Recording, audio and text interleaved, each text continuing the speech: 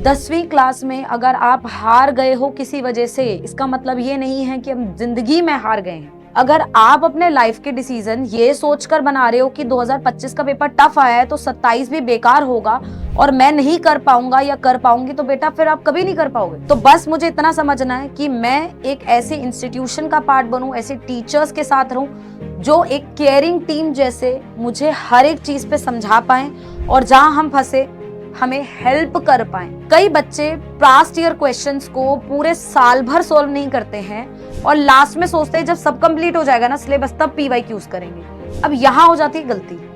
Hello my dear students, so class 10th का result आया है और मिक्स्ड इमोशंस रन कर रहे हैं। बहुत सारे बच्चों का अच्छा रिजल्ट आया है, जितना वो एक्सपेक्ट कर रहे थे उनको उतना रिजल्ट मिला, उनकी मेहनत कामयाब रही, बहुत खुश हैं बच्चे, अच्छा लग रहा है उन्हें देखकर। लेकिन साथ साथ कुछ बच्चे ऐसे भी हैं जो मायूस बैठे हैं, जिन्होंने जितना एक्सपेक्ट किया या जितनी मेहनत करी उसके हिसाब से उन्हें लग रहा है कि हमारा रिजल्ट अच्छा नहीं आया। राइट? अब इस सारे बच्चों के मन में एक अलग से भूचाल चल रहा है, क्वेश्चनएयर चल रहा है, दिमाग में बहुत सारे तरीके के सवाल आ रहे हैं कि 10th तो अच्छा हो गया, अब नीट का क्या होगा? नीट के लिए एडमिशन ले लिया है, पढ़ना शुरू कर दिया है, 2027 में नीट का क्या होगा? क्योंकि बच्चे बहुत सारे यूट्यूब देख रहे हैं और बहुत सारी नेगेटिव चीजें उनके आसपास मंडरा रही हैं कि 2025 का पेपर बहुत टफ आया था। अब उनको लग रहा है कि अगर 25 टफ आया था तो क्या 27 भी बहुत टफ होगा, कहीं मैंने कोई गलत डिसीजन तो नहीं ले लिया। ऐसे करके बहुत सारे क्वेश्चंस हैं बच्चों को जो ट्रॉमेटाइज कर रहे हैं, जिसके राइट आंसर्स बच्चे को नहीं मिल पा रहे हैं। कई बच्चों को यह परेशानी हो रही है कि हमारा 10th का ही रिजल्ट उतना अच्छा नहीं आया, तो अब क्या करें? जब 10वीं की परीक्षा हम अच्छे से नहीं दे पा रहे तो क्या नीट जैसी टफ परीक्षा हम दे पाएंगे? क्या हमने सही डिसीजन लिया है? So a lot of these questions are running और इन सारे सवालों का जवाब देने के लिए मैं भावना जुनेजा आपके सामने आई हूं। तो आज इस वीडियो में हम इन सारे क्वेश्चंस पर, इन क्वेश्चंस के सॉल्यूशंस पर, इन क्वेश्चन के ऑथेंटिकेशन पर डिस्कशन करेंगे और मैं आपको बिल्कुल ग्राउंड रियलिटी की बात बताऊंगी, एकदम कोई हवाबाजी नहीं, कुछ नहीं, बिल्कुल ग्राउंड रियलिटी की बात कि क्या आपके लिए सही है और आपने जो डिसीजन बनाया है उसको आप कैसे कैरिड फॉरवर्ड कर सकते हैं। राइट? सो इस वीडियो में आज हम इन 3 मुद्दों पे डिस्कशन करने वाले हैं कि अगर हमारा 10th का रिजल्ट अच्छा नहीं है, क्या हम स्टिल नीट के लिए प्रिपेयर कर सकते हैं? नीट 2025 टफ था, 27 में क्या होगा? और 27 के लिए, 2027 के नीट के लिए क्या स्ट्रैटेजी रहनी चाहिए? राइट? तो चलिए फटाफट से चीजों को समझते हैं बेटा। देखिए, सबसे पहले मैं अगर पहले क्वेश्चन की बात करूं, जिन जिन बच्चों का 10th का रिजल्ट उनके हिसाब से अच्छा नहीं आया है या फिर उनके हिसाब से उन्होंने जितनी मेहनत करी थी वो सक्सेसफुल नहीं हुई है और उन्हें लग रहा है कि 10वीं की परीक्षा हम नहीं दे पाए अच्छे से तो हमारा आगे 12वीं का क्या होगा, या हम नीट कर पाएंगे नहीं कर पाएंगे, क्या होगा? उन सारे बच्चों के लिए मैं एक ही बात बोलना चाहूंगी, बेटा please understand, class 10th is not deciding your future. 10वीं क्लास में अगर आप हार गए हो किसी वजह से, इसका मतलब ये नहीं है कि हम जिंदगी में हार गए हैं। अब एक बात बताइए, मेरा नाम है भावना जुनेजा, मैं अपने इंट्रोडक्शन में सबसे पहले क्या बात बोलती हूं? I am N IIT Delhi pass out. तो मेरा टैग है वो आईआईटी दिल्ली। आज आप मुझसे सुन रहे हैं, मेरी बातों से रिलेट कर पा रहे हैं, लेकिन आप में से कोई मुझसे क्लास 10th के मार्क्स नहीं पूछ रहा है। मेरे क्लास 10th में क्या स्कोर आया था किसी को नहीं मतलब। सबको इस चीज से मतलब है कि मैम आईआईटी दिल्ली के पास आउट है, मैम की बातें हमें समझ आ रही हैं, खत्म हो जाती है बात। अगर ये बात समझ आ गई आपको तो मैं सक्सेसफुल हो गई। तो सिंपल सी बात है बेटा, क्लास 10th में आपका साथ क्या हुआ, क्या नहीं हुआ, क्या रीजंस थे, हम अभी उन पे दिमाग ना लगाएं और आगे की बात करें तो ही हमारे लिए बेनिफिशियल रहेगा। So please remember, class 10th will not going to decide our future. वो बात सच है बेटा कि 10वीं क्लास एक पड़ाव है जिसके बाद हम अपने लिए एक ब्रॉडर डिसीजन बनाते हैं, सोचते हैं 11वीं 12वीं में क्या करेंगे। हम एक मेच्योर इंसान की, जैसे अब मम्मी पापा के सामने भी हम अब बड़े बच्चे बन जाते हैं, मेच्योर हो जाते हैं, जो अपने करियर के लिए डिसीजन ले रहे हैं कि उसे डॉक्टर बनना है, क्या करना है लाइफ में, कहाँ जाना है, तो हम ये डिसीजन बनाने लायक होते हैं। राइट? लेकिन इसका मतलब ये नहीं कि अगर हमारे 10th में मार्क्स कम आए तो हम किसी लायक ही नहीं बचे, हम डॉक्टर बन ही नहीं सकते। ऐसा कुछ नहीं है मेरे प्यारे बच्चों, ऐसा बिल्कुल भी नहीं है। तो प्लीज अगर आप इस बात को समझ रहे हो तो आप इसे जितनी जल्दी एडजस्ट कर लो उतना इंपॉर्टेंट है। 10वीं में क्या हुआ नॉट इंपॉर्टेंट, क्या आप करोगे 11वीं 12वीं में, that will going to decide your future. तो your future will be decided on the basis अब आप 11वीं 12वीं को कैसे डील करते हैं। ये बात आप ध्यान से समझ लीजिए। आज के 5 साल बाद आप अपने आप को, 7 साल बाद अपने आप को कहां देखते हैं, आप क्या लग्जरी चीजें देखते हैं, आपके लिए सक्सेस का क्या मीनिंग है, क्या आप उसके लिए क्या काम कर रहे हैं, वो डिसाइड करेगा आपका फ्यूचर। 10वीं के मार्क्स नहीं डिसाइड करेंगे। जब आप किसी जॉब इंटरव्यू में जाएंगे, जब आप किसी एग्जाम में बैठेंगे, कोई आपसे नहीं पूछेगा आपके 10वीं के मार्क्स क्या है, बट आपसे सबसे पहले पूछा जाएगा आपने एमबीबीएस कहां से करी है। अगर मैं भी किसी डॉक्टर से इलाज कराने जाऊंगी, अगर वो डॉक्टर एमबीबीएस होगा एम्स से, तो मुझे भी बहुत कॉन्फिडेंस आएगा कि हाँ नहीं, ये डॉक्टर साहब से मुझे अपना इलाज कराना चाहिए। तो इंपॉर्टेंट ये है कि अब अपने जीवन में मैं आगे अपने आप को 5-7 साल कहाँ देख रही हूँ, उसके लिए आज से मेहनत करूं, वो मेरा फ्यूचर डिसाइड करेगा। 10वीं क्लास का रिजल्ट मेरा फ्यूचर नहीं डिसाइड कर।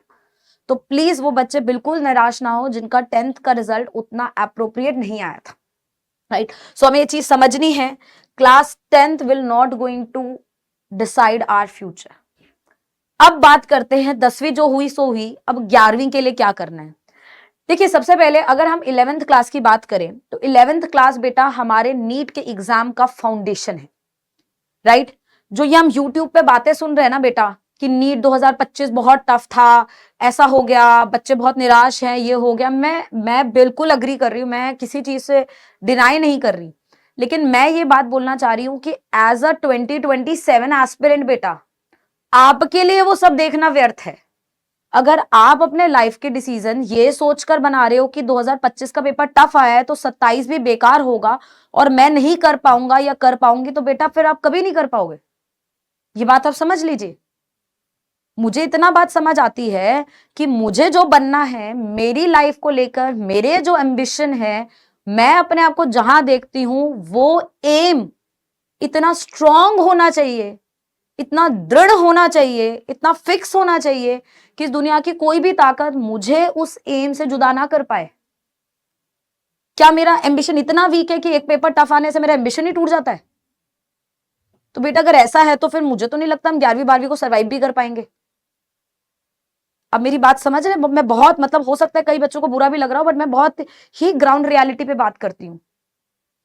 और मेरा तो इतना ही मानना होता है कि अगर एक पेपर टफ आने से हम आगे के 2 साल, हमारा एम क्या है, हमें क्या बनना है, वो अफेक्ट हो रहा है, तो भाई हमारा एम ही अच्छा नहीं है, हमारे एम पे हम फिक्स ही नहीं है। तो उन बच्चों को तो पहले अपने आप से सवाल पूछना चाहिए कि हम सच में डॉक्टर बनना चाहते हैं, है ना। क्योंकि ये बात मैं पहले भी बोल रही हूं, आपको अभी भी बोल रही हूं, एक ही बंदा है इस दुनिया में जो आपको आगे जाने के लिए हर बार पुश करेगा, वो है आप खुद। मैं नहीं हूं, कोई और नहीं है, कोई भी नहीं है, कोई टीचर नहीं है, कोई पेरेंट्स नहीं है। पेरेंट्स और टीचर सपोर्टिंग हैंड है बेटा, समझिए इस बात को। पेरेंट्स और टीचर सपोर्टिंग हैंड है, वो सपोर्ट करेंगे आपको, आपके साथ खड़े रहेंगे। लेकिन जब आप टफ सिचुएशन में फंसेंगे, उनकी बातें सुन के आपको अच्छा जरूर लगेगा, लेकिन कुछ टाइम के लिए। परमानेंट अच्छा ना आपको तभी लगेगा जब आप अंदर से खुश होंगे, आप अंदर से चाहते हैं कि हम ये बनना चाहते हैं, हम इसके लिए काम करेंगे। तो your motivation is the only driving force in life. Fixed है ये बात, राइट। तो मुझे एक चीज समझनी है, मुझे इस चीज पे ध्यान ही नहीं देना कि 25 क्या है, 26 क्या होगा। No, I am not here to predict future, I am here to make my present fabulous. मुझे अपने प्रेजेंट को अच्छा बनाना है और अपने फ्यूचर के लिए काम करना है। मुझे फ्यूचर प्रिडिक्ट नहीं करना है और ना ही फ्यूचर क्या होगा उसके जजमेंट्स करके अपना प्रेजेंट खराब करना।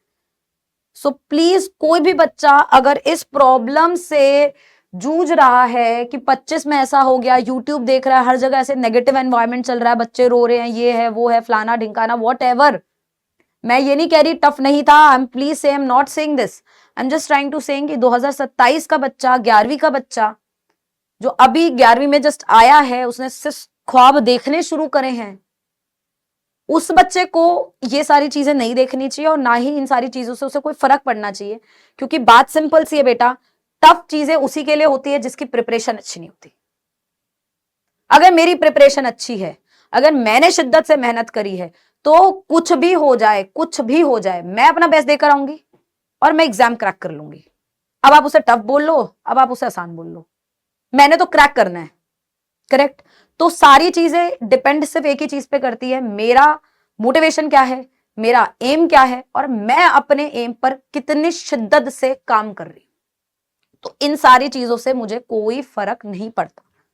तो as a 2027 aspirant I have to start from class 11th with full motivation and full dedication.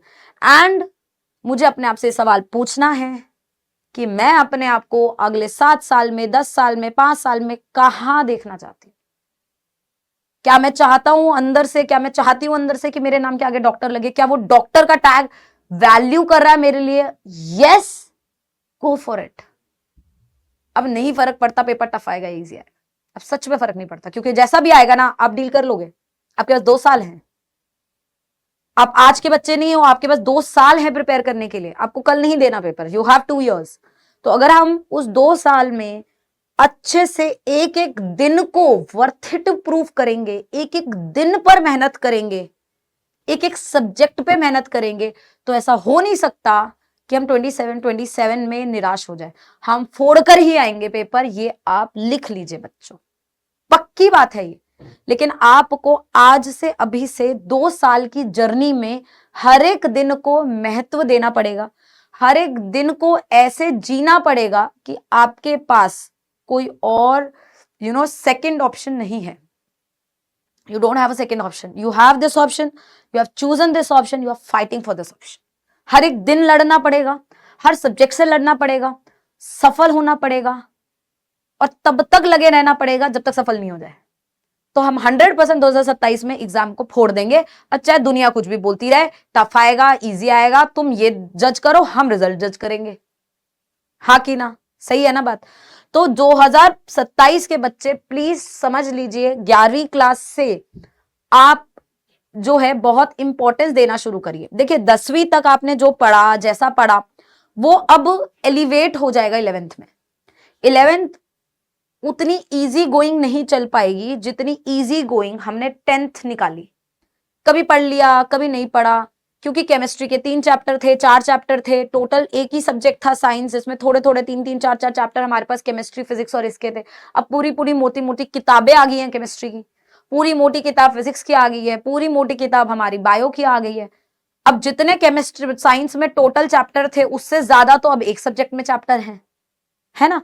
तो या 10वीं और 11वीं में बेटा गैप है, लेकिन ये गैप बहुत आराम से फुलफिल हो जाएगा, भर जाएगा, अगर हमारे पास एक केयरिंग टीम होगी। तो अगर मेरे पास एक केयरिंग टीम है, मैं एक ऐसे इंस्टीट्यूशन का पार्ट हूं जहां मेरे टीचर्स मेरा ध्यान रखते हैं, मेरी परफॉर्मेंस को जज कर रहे हैं धीरे धीरे, स्टेप बाय स्टेप। एक दिन वो समझते हैं इस चीज को कि एक दिन में कोई बच्चा आइंस्टाइन नहीं बनता है, और वो मेरा हाथ पकड़ के मुझे सॉल्व करवा रहे हैं। तो अगर मेरे पास ऐसी केयरिंग टीम है ना बेटा, तो ये जो गैप है ना 10वीं और 11वीं का, वो बहुत स्मूथली निकल जाएगा। तो बस मुझे इतना समझना है कि मैं एक ऐसे इंस्टीट्यूशन का पार्ट बनूं, ऐसे टीचर्स के साथ रहूं जो एक केयरिंग टीम जैसे मुझे हर एक चीज पे समझा पाए, और जहां हम फंसे हमें हेल्प कर पाए। तो हमारा वो जो ब्रिज है ना 10वीं और 11वीं का, बहुत ईज आउट हो जाएगा, हमें डर ही नहीं लगेगा। तो हमें अपने 11वीं को सीरियस लेना है बेटा, बहुत सीरियस लेना है। 11वीं हमारी क्लास का फाउंडेशन है। हम डॉक्टर बनने के लिए हमारा जो पहला कदम है वो क्लास 11th का है, हम उसको ऐसे ही नहीं निकाल सकते, है ना? तो हो सकता है 10वीं में आप दिन में 1 आवर पढ़ते हो या 2 आवर पढ़ते हो और आपका वंडरफुल रिजल्ट आ गया, लेकिन मेरे प्यारे बच्चों क्लास 11th में ऐसा नहीं होगा। जब हम क्लास 11th में जाएंगे हमें डेली बहुत सारे आवर्स देने पड़ेंगे। आप प्रिपेयर रहिए इस चीज के लिए। अब ये 1 आवर पढ़ के या 2 आवर पढ़ के चारों सब्जेक्ट्स नहीं होंगे, बॉटनी, जोलॉजी, केमिस्ट्री, फिजिक्स नहीं हो पाएंगे ना। हमें हर सब्जेक्ट को पढ़ना है, हर सब्जेक्ट को डिटेल में पढ़ना है बेटा, तो उसमें हमें टाइम इन्वेस्ट करना होगा। तो इस चीज के लिए आप प्रिपेयर्ड रहें कि अब मेहनत थोड़ी ज्यादा होगी, पर साथ मिलके करेंगे, केयरिंग टीम के साथ करेंगे, केयरिंग टीचर्स के साथ करेंगे, जो हमें एनसीईआरटी का इन डेप्थ मीनिंग समझाएंगे, तो हमें पता भी नहीं चलेगा हमें वो सब्जेक्ट में इंटरेस्ट आने लगेगा और अपने आप हमारी जर्नी जो है बेटा स्मूथ होने लगेगी। करेक्ट। तो सबसे पहले आप 11th को कॉम्प्रोमाइज नहीं कर सकते हो बच्चे, कैसे भी, ठीक है। तो डे 1 से जिस दिन आप अपने इंस्टीट्यूट में बैठे, अपने टीचर्स के सामने बैठे, क्लास आप स्टार्ट करें, उस दिन से ही आप ये समझ जाइए आज उल्टी गिनती शुरू हो गई है, आज से उल्टी गिनती शुरू हो गई है। अब से मुझे एक एक दिन को वर्थ इट बनाना है। My each day should be worth it. अगर बस मैंने ये ध्यान रखा ना, मैंने आज कुछ बेहतरीन किया, आज का दिन सफल हुआ, हर दिन मैं ऐसे सफल करती जाऊंगी, मुझे पता भी नहीं चलेगा किस दिन नीट का एग्जाम आ रहा है और किस दिन हम फोड़ेंगे। करेक्ट। तो एक चीज ये है। दूसरा, स्टार्टिंग से मैंने ऐसा नोटिस करा है, क्योंकि जो मेडिकल का बच्चा होता है वो ऑफ कोर्स उसका बायो फेवरेट सब्जेक्ट है, तो बायो को बहुत पढ़ना पसंद करता है, bio is the favourite, bio ही वो रीजन है, वो ड्राइविंग फोर्स है जिसकी वजह से उसने नीट चूज किया है। तो कहीं ना कहीं इस ओवर अफेक्शन के चक्कर में बच्चा फिजिक्स और केमिस्ट्री को स्टार्टिंग में उतनी इंपॉर्टेंस नहीं देता है, और अगर ये चीज हाथ से निकल जाती है ना बाहर, तो फिजिक्स केमिस्ट्री दोबारा हाथ में नहीं आ पाती है। और फिजिक्स केमिस्ट्री अगर बेटा हाथ में नहीं आएगी तो नीट जैसे कॉम्पिटिटिव एग्जाम में हमारा सर्वाइवल मुश्किल हो जाएगा। तो हमें ये बात का ध्यान देना है कि हमें बायो को इग्नोर नहीं करना, लेकिन साथ में केमिस्ट्री और फिजिक्स को भी स्टार्टिंग से एप्रोप्रिएट टाइम देके चलना है। अब ऐसा नहीं हो सकता मैं 1 महीना आराम से, 2 महीने आराम से, 3 महीने आराम से बायो पढ़ूं और तब तक फिजिक्स के सर ने 3 चैप्टर करा दिए, केमिस्ट्री के टीचर ने 3 चैप्टर करा दिए, और मैं 3 महीने बाद सोच रहा हूं कि अब मैं फिजिक्स केमिस्ट्री पढ़ लेता हूं। तो वो जो 3 महीने का लॉस है ना बेटा, वो मुझे बहुत भारी पड़ेगा। तो डे 1 से आप बैलेंस बनाना सीखें। डे 1 से आप केमिस्ट्री को, फिजिक्स को, बायो को, तीनों सब्जेक्ट को एप्रोप्रिएट वैल्यू देना सीखें, है ना। यहाँ पे हम अपनी मन ना लगाएं कि हमें बायो ज्यादा पसंद है या फिजिक्स नहीं पसंद या केमिस्ट्री ओके है, नहीं। यहाँ पर अपने सब्जेक्ट के प्रति अपना प्यार होना एक अलग बात है, अपनी इच्छा होना एक अलग बात है, लेकिन वो मेरी प्रिपरेशन के बीच में आए वो गलत बात है। करेक्ट। तो आप पसंद करते हैं सब्जेक्ट को, अच्छी बात है, लेकिन उस पसंद में हम इतने भावुक ना हो जाएं कि हमारे 2 सब्जेक्ट जो इक्वल इंपॉर्टेंस रख रहे हैं वो निग्लेक्ट हो जाए। तो हमें डे 1 से बेटा एप्रोप्रिएट टाइम अपने फिजिक्स और केमिस्ट्री को देके चलना है। कभी भी जब आप कोई प्रिपरेशन शुरू करते हैं तो आपको पता होना चाहिए कि उस प्रिपरेशन में उसमें किस प्रकार के सवाल आते हैं। फॉर एग्जाम्पल मैं आपको एक समझाती हूं। आज अगर मैं लेट्स से क्रिकेट को एज अ प्रोफेशन बनाती हूँ, या मैं क्रिकेट देखना शुरू करती हूँ या खेलना शुरू करती हूँ, तो मुझे सबसे पहले तो ये देखना होता है ना कि किस किस तरीके से क्रिकेट के जो बैटिंग की टेक्निक है या बॉलिंग की टेक्निक है, टेक्निक्स क्या है उसके पीछे, किस किस तरीके से हम लोग बेस्ट कर सकते हैं। तो ये सब बैकग्राउंड इन्फॉर्मेशन मुझे रखनी होती है ना, तभी तो मैं अपनी प्रिपरेशन को अलाइन कर पाऊंगी उस डायरेक्शन में जिस डायरेक्शन में मैं जल्दी से सक्सेसफुल हो सकूं। तो बेटा यही चीज को ध्यान में रखते हुए जैसे ही आप 11th क्लास में पढ़ना शुरू करेंगे और आप थोड़ा सा हर सब्जेक्ट में आगे बढ़ जाएंगे, मान लो केमिस्ट्री में आपने मोल कंसेप्ट में काफी कुछ डिस्कस कर लिया, टिल लिमिटिंग रिएजेंट तक आप पहुंच चुके हैं, क्लास में हैंडफुल अमाउंट ऑफ चैप्टर आपका कंप्लीट हो गया, at least half of the chapter हो चुका है, तो अब आप पीवाईक्यू लगाना शुरू कर दीजिए। कई बच्चे पास्ट ईयर क्वेश्चंस को पूरे साल भर सोल्व नहीं करते हैं और लास्ट में सोचते हैं जब सब कंप्लीट हो जाएगा ना सिलेबस तब पीवाईक्यूज करेंगे। अब यहां हो जाती है गलती। जब मैं मोल कंसेप्ट पढ़ रही हूं तो मुझे मोल कंसेप्ट खत्म करते ही मुझे मोल कंसेप्ट के पीवाईक्यू लगा लेने, ताकि मुझे पता चल जाए कि मैंने जो प्रिपरेशन करी है उसी तरीके के सवाल जो नीट में पहले आए हैं मुझसे बन रहे नहीं बन रहे। अगर बन जाएंगे बेटा तो मुझे खुद ही मोटिवेशन फील होगा, मुझे खुद ही अच्छा फील होगा, है ना। तो आप जो भी नोट्स फॉलो करेंगे, आपके टीचर जो आपको क्वेश्चंस कराएंगे, डीपीपी होगा, मॉड्यूल होगा, वो तो आपको करना ही है, लेकिन साथ साथ डे 1 से ही बेटा आपको प्रीवियस ईयर क्वेश्चन लगाने शुरू कर दें। इसमें हमें कोई कंजूसी नहीं करनी। कई बच्चे लास्ट में लगाते हैं, फिर बहुत लेट हो जाता है बेटा। कभी कभी हमें पता लगता है हमने इस चैप्टर में इतना सब कुछ पढ़ लिया, लेकिन एग्जैक्टली जो प्रीवियस ईयर में आ रहा है वो हमने पढ़ा ही नहीं है। तो जब हम प्रीवियस ईयर क्वेश्चन स्टार्टिंग से लगाते हैं ना बेटा, तो ये वो हो जाता है कि हम पहले से ही प्रिपेयर्ड हैं, ये सारी चीजें पूछी गई हैं, इन सारी चीजों पे ज्यादा ध्यान देंगे। तो अगर मैंने पहले से ही प्रीवियस ईयर क्वेश्चन लगा लिया ना मूल कंसेप्ट के, तो मुझे पता है लिमिटिंग रिएजेंट का सवाल आता है, मुझे पता है एटम मॉलिक्यूल निकालने का सवाल आएगा, मुझे पता चल जाएगा कंसंट्रेशन टर्म इंपॉर्टेंट है। तो next time when I am revising that chapter, मुझे पता है कौन से टॉपिक पे मुझे ज्यादा फोकस करना है। ये पावर है पीवाईक्यू की। तो पीवाईक्यू बेटा आप स्टार्टिंग से ही लगाएंगे, जितना जैसा आपका चैप्टर आगे बढ़ता जाएगा फिजिक्स केमिस्ट्री बायो में, आप प्रीवियस ईयर क्वेश्चंस लगाते जाएंगे अपने टीचर के साथ अलाइन होके। नेक्स्ट, हर एक चैप्टर कंप्लीट करते ही बेटा आप शॉर्ट नोट्स बनाने की प्रक्रिया को चालू कर दीजिए। अब मैंने ऐसे भी देखा है हमारी प्रिपरेशन में कई बच्चे 11th से जब चैप्टर कंप्लीट हो रहे हैं तब तो शॉर्ट नोट्स बना नहीं रहे हैं, और जब एकदम 3 4 5 चैप्टर आ जाते हैं टेस्ट में तो बच्चों को लगता है कैसे रिवाइज करें, पांचों चैप्टर तो रिवाइज नहीं हो सकते, और 4 सब्जेक्ट है, हर सब्जेक्ट में 5-5 चैप्टर आ रहे हैं, रिविजन कैसे करें। उस टाइम पे बेटा ये पीवाईक्यू जो आपने सॉल्व करे हुए, आपको जो क्वेश्चंस पता है पीवाईक्यू के, अभी हमें हंसने वाला फेस लगाना है इसमें, हाँ, हमें जो पीवाईक्यू के क्वेश्चंस पता है, हमने जो शॉर्ट नोट्स बना रखे हैं ना बेटा, ये शॉर्ट नोट्स की वजह से ही हम उसको बहुत आराम से पार कर लेंगे, क्योंकि अब मेरे को पता है मुझे क्या पढ़ना है, मुझे पता है किस तरीके के सवाल आते हैं। तो ये प्रिपरेशन जो है ना, अगर हम डे 1 से करके चलेंगे ना तो मुझे लास्ट में कभी तकलीफ नहीं आएगी। करेक्ट। और हमें कभी भी किसी भी तरीके के टेस्ट को बेटा मिस नहीं करना है। डे 1 से ये रूल रहेगा, do not miss any test. हर एक टेस्ट जरूरी है, हर एक टेस्ट जरूरी है, हर एक टेस्ट हमें देना है। कम मार्क्स के चलते, डर के चलते हम किसी टेस्ट को इग्नोर नहीं कर सकते। ये 11वीं कक्षा है, ये नॉर्मल नहीं है कि हमने 1 घंटा पढ़ लिया, 2 घंटा पढ़ लिया, एक टेस्ट मिस कर दिया तो क्या ही हो जाए, बहुत कुछ हो जाएगा बेटा। अगर डॉक्टर बनना है ना, हर एक दिन वर्थ इट करना है ना, तो हम ना टेस्ट मिस कर सकते हैं, ना ही कुछ और चीजों में कटौती कर सकते हैं। ठीक है, तो 2027 के मेरे एस्पिरेंट्स जो भी होंगे, जो भी आज से अपनी नीट की जर्नी शुरू कर रहे हैं, सोच रहे हैं कि आगे जाके हम 2 साल बाद नीट का एग्जाम फोड़ कर आएंगे, वो सारे बच्चे इन सारी चीजों का ध्यान रखेंगे। अपनी प्रिपरेशन स्टार्ट करने से पहले इस चीज का ध्यान रखो, आप कहाँ जा रहे हो, आपको क्या करना है, right. Please, this is very important that you choose a correct team for yourself.